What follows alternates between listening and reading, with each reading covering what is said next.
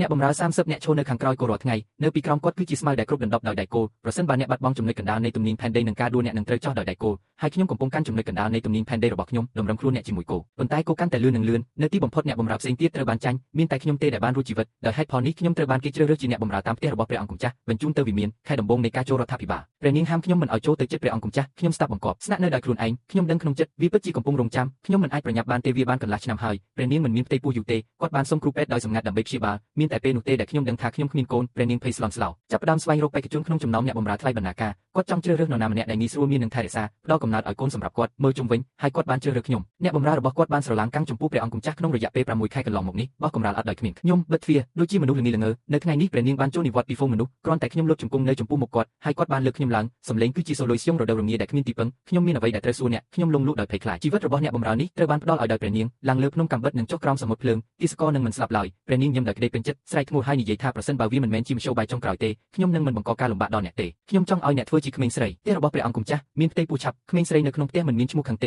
េប៉ុន្តែនេះគឺជាជំហានដំបូងឆ្ពោះទៅរកកម្លាំងពេញលេញរបស់ខ្ញុំប្រសិនបើគាត់មិនផ្ដល់ឋានៈឲ្យខ្ញុំទេគាត់អាចទទួលបានដោយខ្លួនឯងខ្ញុំក្រឡេកមើលទៅភ្នែកពោពេញដោយការសោកសៅព្រះនាងដែលមានភ្នែកក្រហមតើអ្នកមិនចង់បានទីសកលទេខ្ញុំគ្រាន់តែចង់បម្រើអ្នកពេញមួយជីវិតរបស់ខ្ញុំមិនចង់ចាក់ចេញពីអ្នកទេព្រះនាងបានទម្លាក់អ្នកយាមរបស់នាងតែដៃខ្ញុំដើម្បីផ្គប់ចិត្តក្មេងស្រីដែលឈួតអ្នកនៅតែនៅក្បែរខ្ញុំដើម្បីបម្រើកូនរបស់អ្នកដែលបានកើតនៅលើជង្គង់របស់ខ្ញុំក្នុងនាមជាកូនខ្ញុំនៅតែមើលទៅខ្មាស់អៀនព្រះអង្គម្ចាស់គឺជាស្វាមីរបស់ព្រះនាងខ្ញុំមិនអាចធ្វើអ្វីខុសចំពោះអ្នកទេព្រះនាងប្រែជាមិនចេះអត់ធ្មត់និងតឹងរឹងនេះគឺជាការសម្រេចចិត្តរបស់ខ្ញុំអ្នកនឹងបម្រើព្រះអង្គម្ចាស់នៅយប់នេះខ្ញុំបានឃើញរឿងនេះហើយចង់ខ្សែហើយបង្ខំឲ្យអ្នកបម្រើគោរពតាមព្រះនាងបានយកកន្សែងសក់ពណ៌មាសមកខ្ញុំដោយដៃរបស់នាងផ្ទាល់ញឹមនឹងសរសើរខ្ញុំដែលពូកែនៅយប់នោះខ្ញុំត្រូវបានគេសម្អាតហើយបញ្ជូនទៅបន្ទប់គេងរបស់សម្ដេចនិយាយកុហកនៅលើក្រែតុនអនុស្សាវរីយ៍នៃជីវិតពីអតីតកាលបានជន់លិចក្នុងជីវិតមុនខ្ញុំពិតជាលំណាស់ខ្ញុំបានយកពាក្យរបស់ព្រះនាងជាបទក្រិតខ្ញុំពិតជាគិតថាគាត់ព្យាបាលខ្ញុំយ៉ាងល្អដឹងថាបង្កើតកូនឲ្យគាត់ទៅសម្ដេចខ្ញុំឆ្លើយដោយមិនស្ទាក់ស្ទើរប៉ុន្តែខ្ញុំមានផ្ទៃពោះសម្រាប់ខែតុលាហើយទើបតែសម្រាប់បានកូនប្រុសម្នាក់ព្រះនាងបានយកដបព្រាពណ៌ក្រហមមួយដបហើយបញ្ចប់ជីវិតខ្ញុំបន្ទាប់ពីមរណភាពរបស់ខ្ញុំព្រលឹងរបស់ខ្ញុំបានអន្តែតពីលើវិមានមើលកូនប្រុសខ្ញុំហើយម្ដាយគាត់ព្រះនាងបានប្រព្រឹត្តចំពោះគាត់យ៉ាងល្អនៅពេលដំបូងហើយបន្ទាប់មកអ្នកព្យាបាលដែលមានទេពកោសល្យបានព្យាបាលគាត់ពីភាពគ្មានកូនគាត់មានកូនប្រុសបង្កើតរបស់គាត់កូនរបស់ខ្ញុំខ្លាយជាបន្លានៅក្បែរគាត់ថ្ងៃដែលមានពន្លឺថ្ងៃកូនប្រុសរបស់ខ្ញុំត្រូវបានគេទាត់ចូលទៅក្នុងបឹងដោយគ្មានហេតុផលលងទឹកហើយឪពុកម្ដាយរបស់ខ្ញុំមិនអាចគេចផុតពីដៃឃាតកម្មរបស់គាត់បានទេគាត់បានសម្លាប់ពួកគេខ្ញុំមានការស្អប់ដ៏គួរឲ្យភ័យខ្លាចនាងបានកើតជាថ្មីមុនពេលព្រះនាងរៀបការខ្ញុំពោពេញដោយការអន់ចិត្តបន្តលេងអ្នកបម្រើស្មោះត្រង់គាត់បានដើរតាមព្រះនាងចូលក្នុងវិមានរបស់ព្រះអង្គម្ចាស់ជេនខ្ញុំបានរងចាំឱកាសនេះនៅយប់នេះខ្ញុំចង់ធ្វើជាស្ត្រីរបស់សម្ដេចមានតែនៅក្នុងវិធីនេះទេដែលយើងអាចប្រកួតប្រជែងជាមួយព្រះនាងដើម្បីសង្សឹកកូននិងឪពុកម្ដាយរបស់ខ្ញុំដែលបានស្លាប់ដោយសោកនាដកម្មទ្វាររុញបើកឧបេប៊ីឆេនបានដើរចូលទៅគាត់លើកសូត្រក្រហមដែលនៅលើខ្ញុ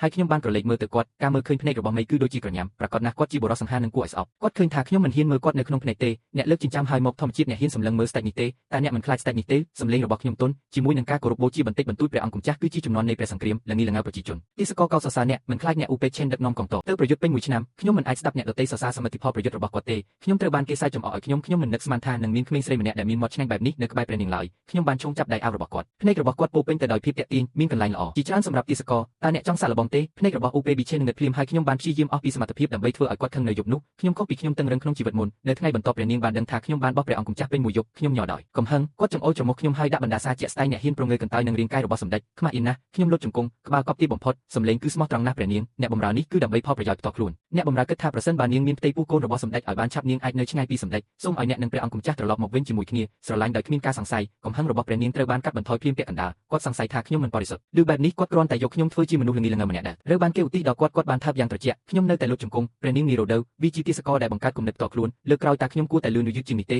េព្រះនាងខឹងនឹងខ្ញុំណាស់ដែលនាងខំថ្មីរបស់នាងខ្ញុំគ្រាន់តែគិតថាខ្ញុំជាមនុស្សឆោតល្ងង់អស់សង្ឃឹមសូមឲ្យអ្នកក្រោកឡើងបន្ទាប់មកខ្ញុំក្រោកឈរឡើងជឿចាប់ពេលខ្ញុំចាក់ចេញខ្ញុំបានហឺតគាត់រអ៊ូតំថាល្ងីល្ងើមែន3ខែបន្ទាប់ឧបេប៊ីឆេននឹងបម្រើខ្ញុំរាល់យប់គាត់បានទៅទីធ្លារបស់ព្រះនាងតែ6ដងប៉ុណ្ណោះក្នុងរយៈពេល3ខែកន្លងមកនេះម្ដងរៀងរាល់ខែនៅដើមខែ15គឺគ្រាន់តែជាផ្លូវការប៉ុណ្ណោះបន្ទាប់ពីថ្ងៃដ៏ទន់ភ្លន់នេះឧបេប៊ីឆេនបានថែរក្សាសក់របស់ខ្ញុំហើយបានសួរសម្មិតតើអ្នកចង់បានអ្វីខ្ញុំនៅក្នុងដៃរបស់គាត់ការស្អប់ខ្ពើមកើនឡើងនៅក្នុងចិត្តខ្ញុំចង់បានធម្មពលចង់សង្សឹកខ្ញុំចង់បានជីវិតរបស់ព្រះនាងតែខ្ញុំនិយាយថាអ្នកបម្រើគ្រាន់តែចង់ឲ្យព្រះនាងមានសុភមង្គលព្រះអង្គម្ចាស់តូចនិងព្រះនាងអាចរីករាយជាមួយគ្នាឧបេប៊ីឆេនបានអបក្មេងស្រីឈួតរបស់ខ្ញុំយ៉ាងតឹងអ្នកត្រូវបានលក់និងជួយរាប់លុយខ្ញុំមិនបានបដិសេធទេគាត់ថើបថ្ងាសខ្ញុំធ្ងន់ធ្ងរខ្ញុំចង់ផ្ដល់កិត្តិយសដល់អ្នកតើអ្នកចង់ទេខ្ញុំត្រូវបានគេរហែកម៉ោង4ពិបាកណាស់ប៉ុន្តែព្រះនាងនឹងមិនសប្បាយចិត្តទេមុខរបស់ឧបេប៊ីឆេនបានលេចសម្លេងគឺមិនពេញចិត្តបន្តិចបន្តួចក្នុងចិត្តតើស្ដេចនេះសំខាន់ឬគាត់សំខាន់ខ្ញុំខំបូរមាត់ខ្ញុំរហូតដល់ក្លិនឈាមពោះវៀនបដិសេធមិនឆ្លើយលោកឧបេឆេនមានទុកព្រួយយ៉ាងខ្លាំងនៅពេលដែលគាត់បានឃើញរឿងនេះគាត់បន្ទាបក្បាលឲ្យបូរមាត់ហូរឈាមរបស់ខ្ញុំសម្លេងគឺសូលុយស្យងរដូវរងាទន់ភ្លន់ឆ្លើយខ្ញុំថាអ្នកណាសំខាន់ជាងហើយខ្ញុំបានក្រឡេកមើលទៅហើយមានការតស៊ូនៅក្នុងភ្នែករបស់គាត់ហើយនាងមានចិត្តល្អចំពោះខ្ញុំវាជាគ្រួសាររបស់ខ្ញុំហើយព្រះអង្គម្ចាស់គឺជាមនុស្សដែលខ្ញុំចូលចិត្តខ្ញុំមិនអាចមានអ្នកទេបេសកកម្មតែមួយគត់របស់ខ្ញុំគឺផ្ដល់កំណើតឲ្យកូនសម្រាប់អ្នកនិងព្រះនាងឧបេឆេនបានអបខ្ញុំយ៉ាងតឹងរឹងប្រភេទនៃការភ្ជាប់ជាសកលមួយចំនួន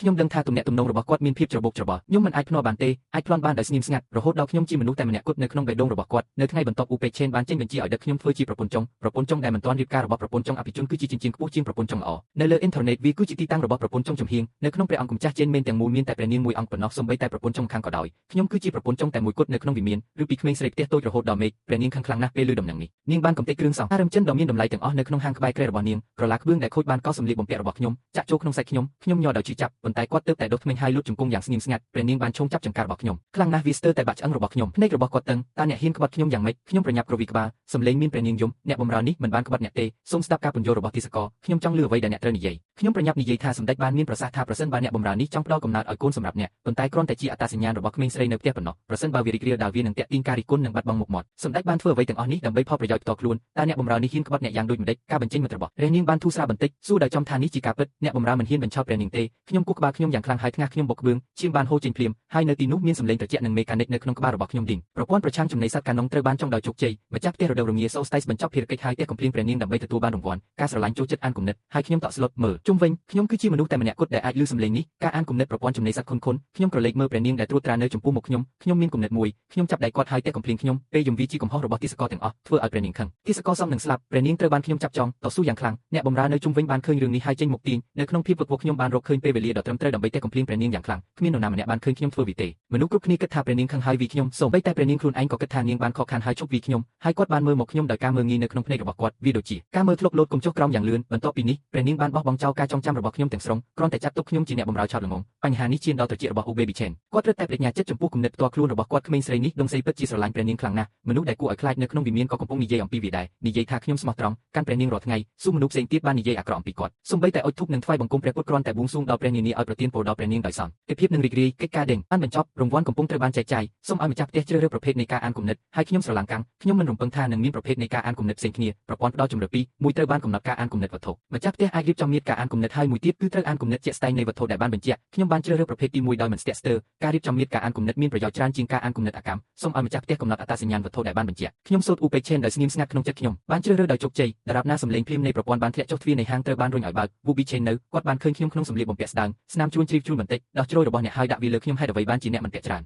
ប្រយ័ត្នចាប់ផ្ដាសាយខ្ញុំក្រឡេកមើលទៅគាត់សម្លេងរបស់គាត់បន្លឺឡើងយ៉ាងស្រទន់ហៀបនិងឈប់សម្រាកខ្ញុំមិនដឹងថាតើព្រះអង្គម្ចាស់នឹងយាងមកទេទន្ទឹមនឹងនេះខ្ញុំគ្រប់គ្រងខ្លឹមសារនៃគំនិតអានក្នុងចិត្តខ្ញុំដោយស្ងៀមស្ងាត់ខ្ញុំកំពុងរងចាំព្រះអង្គម្ចាស់ Wubi Chen បានស្រឡាំងកាំងមួយផ្លេតរកមើលខ្ញុំគួរឲ្យសង្ស័យសូស្តៃស្រដៅរងាអត់ទោសឲ្យខ្ញុំធ្វើពុតជាចាញ់ហើយនិយាយថាខ្ញុំហៀបនឹងឈប់សម្រាកខ្ញុំបានបន្ថែមក្នុងចិត្តថាតើត្រចៀករបស់សម្ដេចមិនស្រួលទេមិនអាចនឿយហត់ណាស់យប់នេះគូតាសម្រាប់ខ្លះលោក Wubi Chen បានប្រតិកម្មឥឡូវនេះគាត់អាចស្ដាប់បេះដូងខ្ញុំគាត់បានសួរដោយយកចិត្តទុកដាក់អំពីសូលុយសៀងរដូវរងាខ្ញុំបានឮអ្នកមានចំណងអាហារល្អនៅថ្ងៃនេះហើយខ្ញុំមកក្បាលវាត្រជាក់ហើយខ្ញុំចង់ញ៉ាំអ្វីមួយដើម្បីប្រយុទ្ធប្រឆាំងនឹងព្រះអង្គម្ចាស់ក្នុងសង្គ្រាមលោកលើកទី2និងសង្គ្រាមលោកលើកទី3អ្នកបម្រើបានបរិភោគយ៉ាងពិសេសកសាងកម្លាំងរបស់អ្នកវាគួរឲ្យអាណិតណាស់ដែលត្រចៀករបស់សម្ដេចមិនស្រួលខ្ញុំខ្លាចខ្ញុំមិនមានសំណាងទេយប់នេះមីប៊ីចិនមើលមកខ្ញុំស្នាមញញឹមបានឆាប់ឆេះនៅក្នុងភ្នែករបស់ខ្ញុំគាត់បានឈោងចាប់ខ្ញុំចូលទៅក្នុងដៃរបស់គាត់បានសួរសូលុយសៀងរដូវរងានៅក្នុងសម្លេងទាបតើអ្នកស្រឡាញ់ព្រះនាងឬស្ដេចទេអ្នកអាចជ្រើសរើសបានតែមួយប៉ុណ្ណោះហើយខ្ញុំទម្លាក់ភ្នែកភាពស្ងប់ស្ងាត់ខ្ញុំចាប់ផ្ដើមទុកចិត្តនៅក្នុងចិត្តខ្ញុំម្ចាស់អ្នកបម្រើផ្គប់ចិត្តអ្នកខ្ញុំស្រឡាញ់អ្នកខ្លាំងណាស់ប៉ុន្តែព្រះនាងយាយបាខ្ញុំយ៉ាងល្អគឺជាឪពុកម្ដាយដែលបានកើតជាថ្មីរបស់ខ្ញុំអ្នកបម្រើមិនអាចសោកស្ដាយចំពោះព្រះនាងបានទេខ្ញុំអាចលាក់សេចក្ដីស្នេហានេះនៅក្នុងចិត្តខ្ញុំតែប៉ុណ្ណោះភ្នែករបស់ Wubi Chen ប្រែជាក្រហមនៅពេលគាត់លើបេះដូងខ្ញុំគាត់កាន់ខ្ញុំតឹងសម្លេងគឺវឡារិកណាស់ក្មេងស្រីឈួតខ្ញុំនឹងការពារអ្នកជានិច្ចអ្នកជាមនុស្សស្លូតត្រង់ហើយសមនឹងទទួលបានអ្វីដែលល្អបំផុតខ្ញុំផ្អៀងទៅក្នុងដៃរបស់គាត់ជ្រុងនៃមាត់របស់គាត់កង់ធ្នូដែលមិនអាចយល់បានសុំទោសចង់វាខ្ញុំអ្នកនៅក្មេងសេចក្ដីស្រឡាញ់របស់ Wubi Chen ចំពោះខ្ញុំកាន់តែលេចធ្លោឡើងព្រះនាងមានវាគាត់ប្រកាសជានឹងផ្ដល់ឲ្យខ្ញុំនៅច្បាប់ចម្លងមួយដែលព្រះនាងមិនមាន